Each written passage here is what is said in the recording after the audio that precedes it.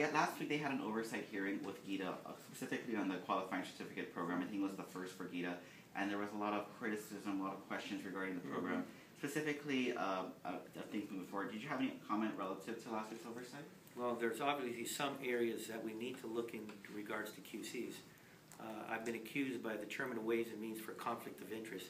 I would suppose that he's talking about that it was my desire to tax Calvo's insurance. I wonder if he considers that a conflict of interest, where he was protecting the interest of Calvo's insurance and other health insurance companies. But be that as it may, if you take a look at the enabling legislation that created the captive health insurance program, that was, again, the spirit of the bill was to bring in captives from off-island. And it did not accomplish that, the spirit of that enabling legislation. So these and other areas I think should be looked into and seeing whether we need to make a reevaluation on some of these QC programs. But bottom line, the QC program has worked. It built our tourism services industry, and we believe that it can work in other areas where we can create sustainability. As a governor, I've only approved one QC, and that has been for a agricultural type hydroponics farm. We believe that this is in the best interest of our agricultural industry and the best interest of the people of Guam.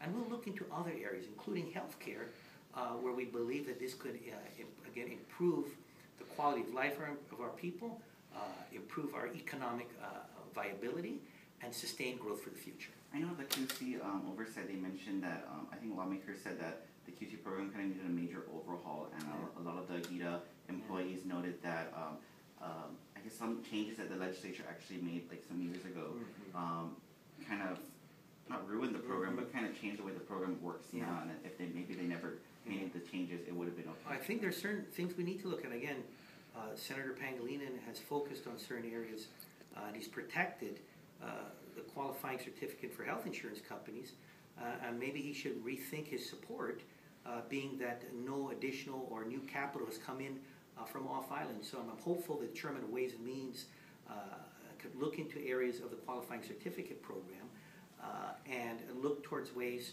towards growing our economy rather than stifling it. And then relative to GITA, I know that the GITA board actually approved its recommendation again for Mr. Henry Taitano, and you mentioned before that you plan to renominate again.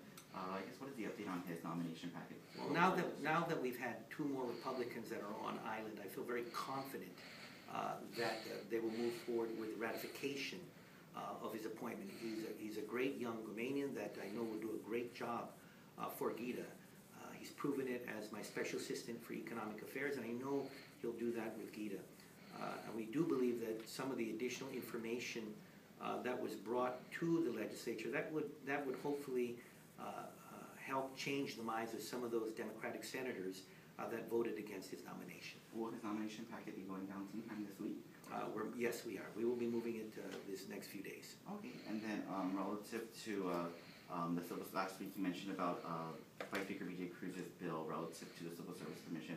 That bill, I think, ultimately dead right now, I guess, after the concerns put out. But you mentioned about some action that will be taken. Is there any update on that? The only actions that we've taken is, again, I want to ensure the safety of our civil service commissioners and any other public servants. So, again, I made that request to the Chief of Police to work with Civil Service Commission, work with Tony Lamarena, and see what we can do to improve the safety situation over there.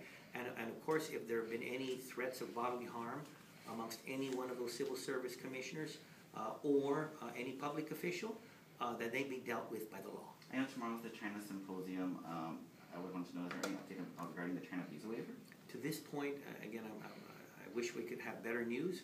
I was hopeful that we would have gotten some information by Homeland Security in regards to the China Visa Waiver drive by Guam, but at this point we have received no new word, and we're going to continue to press Homeland Security to allow us the opportunity to touch this untapped market. On another note, I know you mentioned in your State of the Island that you plan on suing the feds relative to a lot of the mandates they put up on Guam. Is there any update on this suit? Again, our policy people and our legal people are working on many areas that we believe the federal government has placed these unfunded burdens and these mandates on our island and our people. And we will continue to strive to be more aggressive to ensure they either compensate us or they relieve us of these burdens. And relative to tax refunds, I know that yesterday Benita Megolani mentioned there's about 1 million that's already been collected from the unclaimed, and I think there was a total of 19 million. And I know you've been pushing to have people pick up their unclaimed, and you don't want this money to be escheated back to the government. We're going to make every opportunity for these unclaimed refunds to be collected by the taxpayers that are owed this. We want that to get done. That's why we're the first administration to do this, to publicly put out all the names of those that have not received their unclaimed checks.